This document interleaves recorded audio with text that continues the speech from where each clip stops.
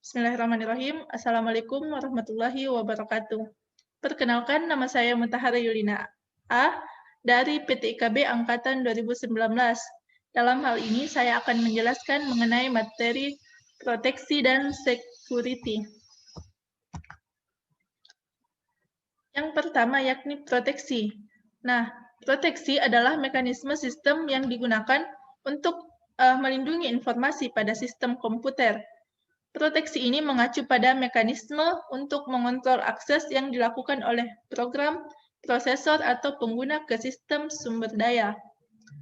Dalam beberapa sistem, proteksi dilakukan oleh reference monitor.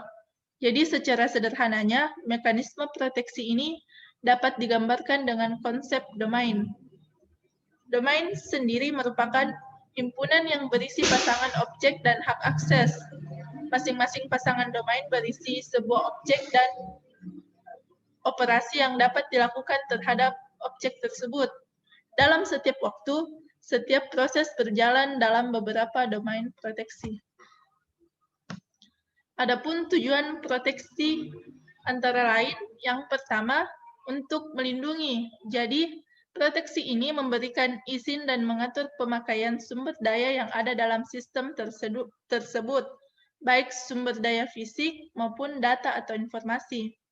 Selanjutnya yakni menjamin sistem tidak diinterupsi dan diganggu. Dan yang terakhir yakni menghindari, mencegah dan mengatasi ancaman terhadap sistem. Pada sistem komputer ada banyak objek yang perlu diproteksi. Misalnya objek perangkat keras seperti pemproses, segmen memori, terminal, disk drive, dan printer. Sedangkan untuk objek perangkat lunak, misalnya seperti proses, file, basis data, dan mapper. Nah, selanjutnya yakni security atau keamanan. Jadi, keamanan sistem komputer ini ada untuk menjamin sumber daya tidak digunakan atau dimodifikasi orang tak terotoritas. Keamanan sistem komputer ini sendiri terbagi menjadi 3, yaitu yang pertama, keamanan eksternal.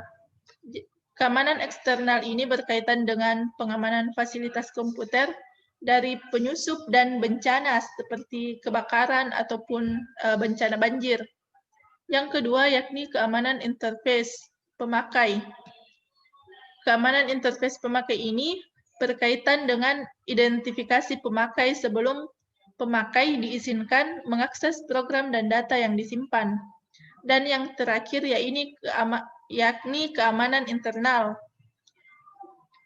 Keamanan internal ini berkaitan dengan keamanan beragam kendali yang dibangun pada perangkat keras dan sistem operasi yang menjamin operasi yang handal dan tak terkorupsi untuk menjaga integritas program dan data. Istilah keamanan dan proteksi ini kadang sering digunakan secara bergantian.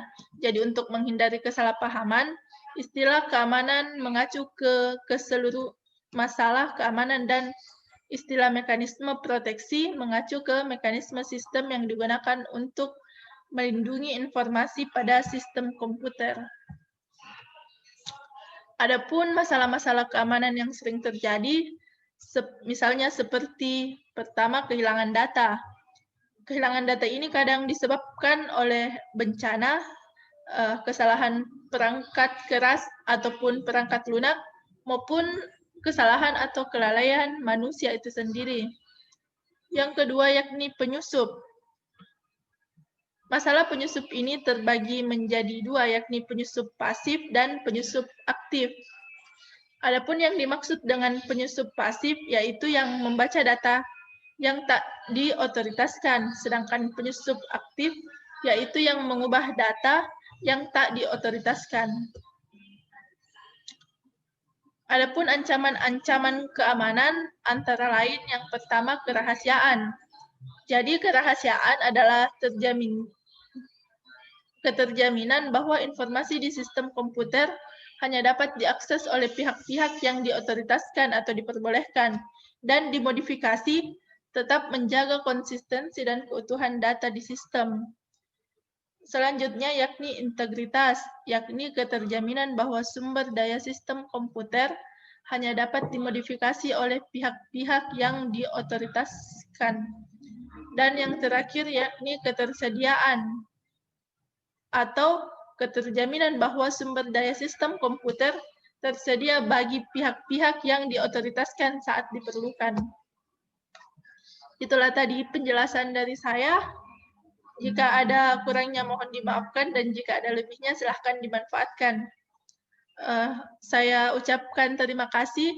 Saya tutup dengan ucapan wabillahi taufiq wal hidayah. Wassalamualaikum warahmatullahi wabarakatuh.